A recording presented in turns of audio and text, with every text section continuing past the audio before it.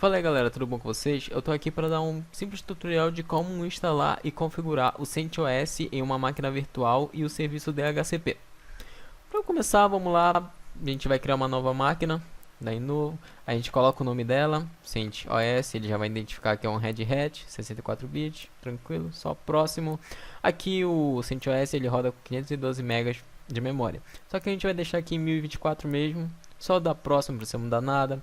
Criar um novo disco virtual, vamos lá, aqui também não precisa mudar em nada, só dar próximo, dinamicamente alocado, próximo. Aqui o CentOS ele roda com 20 GB, só que a gente vai colocar 50 GB, caso a gente queira instalar alguma coisa futuramente, essas coisas. Vamos lá. Beleza, criada da sua máquina aqui, mas antes de iniciar, a gente vai precisar fazer mais alguma coisinha. A gente vai precisar adicionar uma nova placa de rede para que a gente possa configurar o serviço DHCP nela tranquila. E como é que a gente faz isso? Beleza, é muito simples. Basta você clicar com o botão direito em cima dela e em configurações, ou deixar ela selecionada e em configurações por aqui. Vamos lá. Aí depois a gente vai em rede, você vai ver que já tem um adaptador conectado nela. Ela já está habilitado, rede NAT. Isso aqui a gente não vai mudar, porque esse adaptador de rede aqui, que ele vai chegar à internet e vai poder também distribuir ela. Então a gente não altera nada. A gente vai lá no segundo adaptador, habilita a placa de rede. A gente vai colocar rede interna, não pode esquecer isso aí, rede interna. Beleza, avançado, modo promíscuo permite tudo. Dá um okzinho, tá pronto para iniciar. Só iniciar. Aí aqui a gente só ver onde o local que você deixou a sua ISO, no meu caso ela está aqui nos meus dados, é só abrir ela e iniciar tranquilo, sem problema nenhum. Aqui nessa parte é só ir para cima, ver que ficou branquinho, instalar o CentOS 7, dar um Enter, vamos prosseguir. Ele vai carregar um pouquinho antes de dar uma tela intuitiva para a gente, onde a gente pode fazer outras configurações nele, e é só esperar aguardar. Mas ele vai dar uma tabela aqui com vários idiomas. Aqui a gente vai procurar o nosso português, português do Brasil, continuar. Vamos lá. Beleza, aqui nessa parte ele vai dar um resumo da instalação. Aqui nessa parte é onde a gente pode particionar o nosso HD, configurar ele do jeito que a gente quer. Só que como a gente não está trabalhando isso, a gente vai deixar em automático e só dar finalizado. Vai esperar um pouquinho e dar inicialização. Aqui nessa parte a gente vai ter dois lugares, a senha raiz e a criação de usuário. Enquanto isso, vê que o nosso sistema está sendo carregado, iniciando, tudo tranquilo, a gente pode fazer isso enquanto o nosso sistema está sendo inicializado. Beleza, senha raiz. Essa senha raiz é do nosso super usuário, ou seja, o root, que aí você vai precisar quando você quiser fazer alguma coisa e ele não te der permissão, você vai ter que usar o super usuário para fazer essas coisas. Então vamos lá, colocar uma senha bem simples mesmo, aí dá finalizado, ele vai dizer que é curto demais e só aceita mesmo. A criação de usuário aqui é o seguinte, não está pedindo o nome completo, não vou colocar meu nome completo, vou colocar só meus primeiros nomes. Vê que o seu nome de usuário vai ser esse aqui de baixo, ou seja, se você quiser logar na sua conta, você não pode esquecer do seu nome de usuário. Tornar esse usuário administrador para não ter nenhum problema, colocar uma senha, colocar mesmo do root. Curto também, vamos lá. Aqui é só esperar ele carregar todo o sistema. Quando ele carregar, ele vai dar uma tabelinha aqui dizendo finalizado e só reiniciá-lo. Terminou a instalação, basta reiniciar que o seu sistema já vai voltar todo bonitinho, inicializado.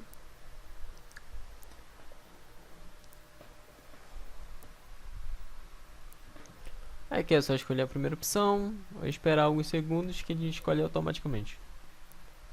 Ok, primeira tela, ele já pede o seu login, não se esquecendo do que você colocou, que no meu caso foi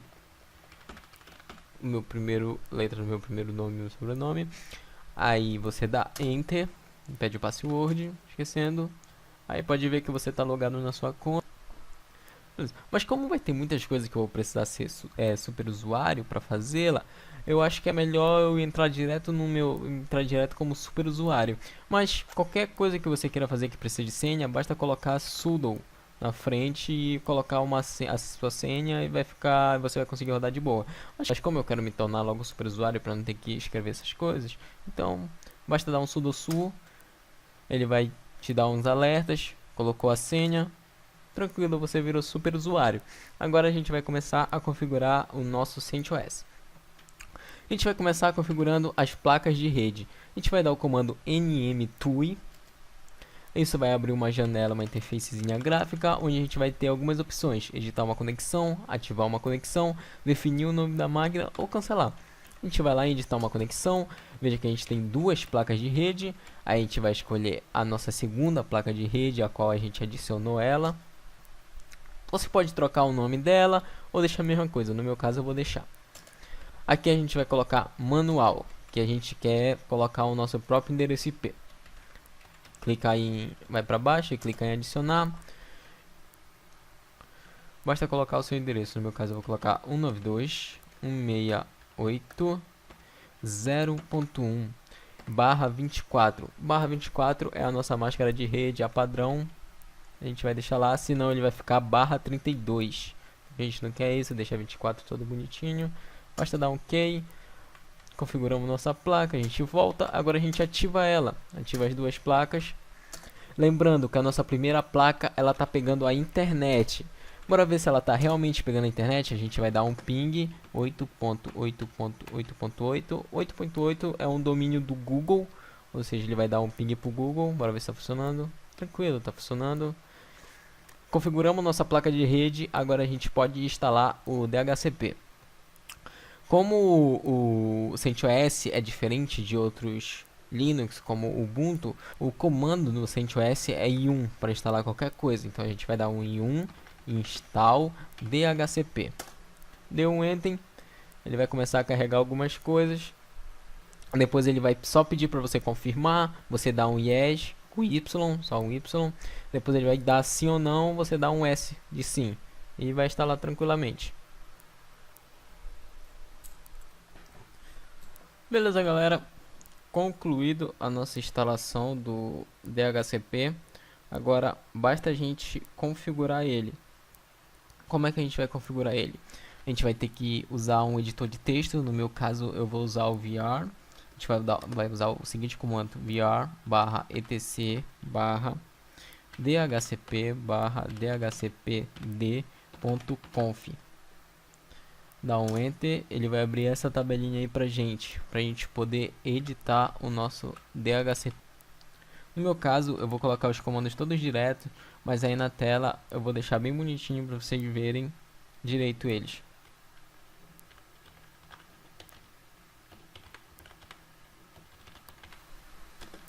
Essa opção Default List Time, ela controla o tempo de renovação dos endereços IPs. O 600, ele indica que o servidor verifica a cada 10 minutos se as estações ainda estão ativas. Mas se você tiver mais endereços IP do que máquinas, nesse endereço das estações raramente vão precisar mudar. Mas no caso de uma rede congestionada, o Max List Time, ele vai determinar o tempo máximo que uma estação pode usar um determinado IP. Ou seja, nesse caso a gente vai deixar 7200 para não ter problema nenhum. Aqui nessa segunda parte é onde a gente vai configurar a subrede e a faixa de IP. Lembrando que a gente colocou o nosso endereço fixo da nossa máquina 192.168.0.1. Então nossa subrede vai ser 0.0. A sua máscara vai ser normalmente a 255.255.255.0. E esse range dynamic bootp nada mais é que o intervalo de IP que vai ser distribuído para a nossa rede. Ou seja, eu coloquei do 92.168.0.100 a o do IP 200.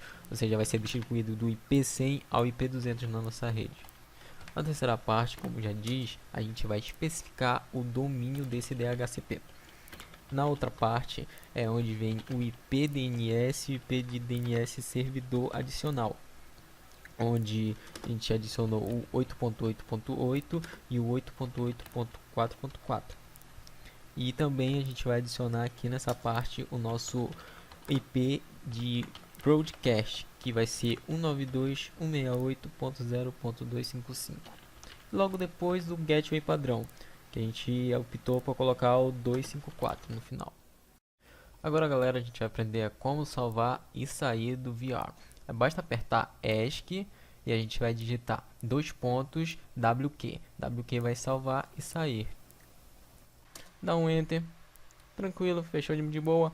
Agora é o seguinte, galera, a gente vai precisar de uma outra máquina para a gente poder testar se o serviço DHCP está funcionando. E como eu já tinha um Windows XP aqui, eu vou utilizar ele. Você pode usar qualquer máquina que você quiser aí no seu VirtualBox. Mas não se esquecendo que a gente tem que fazer a mesma coisa que a gente fez para o CentOS, a gente vai ter que fazer para o Windows XP ou para qualquer máquina. Vamos ter que ir lá em adaptador, rede interna, modo promíscuo permite tudo. Vou dar um OK, tudo de boa. Já está aberto aqui o nosso Windows XP e repare que nossa conexão local 2, ela tá com o íconezinho de sem conectividade.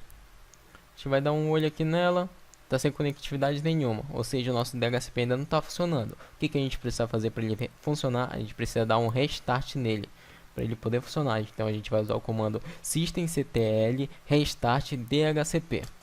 Pulou uma linha, tá tudo funcionando, tudo ok. Agora a gente vai dar um Enable DHCP.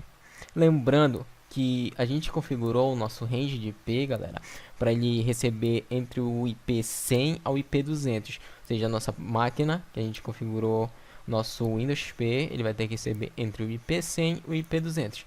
Aqui só dá mais um Enter, tudo ok. Agora vamos lá para o Windows XP, ver como é que tá. Agora a gente vai abrir uma conexão de rede. A gente vai desativar a conexão local 2 e ativar. Vamos ver. Vamos em status, suporte. E tá aqui, galera. Ele tá pegando certinho o nosso IP que a gente definiu. 192.168.0.100. Agora, se a gente quiser alterar isso aqui, também a gente pode. Quiser fazer ele pegar do 20 ao 50, a gente pode fazer isso. Como a gente faz? É só a gente dar novamente o comando do VR para editar. Vamos lá em Dynamic Ranger. A gente coloca do 50 ao 70. Faz a mesma coisa, dá um ESC, dois pontos, QW, salvou, dá um restart novamente, dá um Enable, tudo certo. Agora a gente vai lá no nosso Windows XP, desativa e ativa. Vamos dar uma olhada agora no status dele, suporte. Tá aqui, galera, 192.168.0.50. Tudo certo, instalado. E é isso aí, galera. Esse foi o nosso tutorial bem básico mesmo. Espero que tenham gostado. E até a próxima.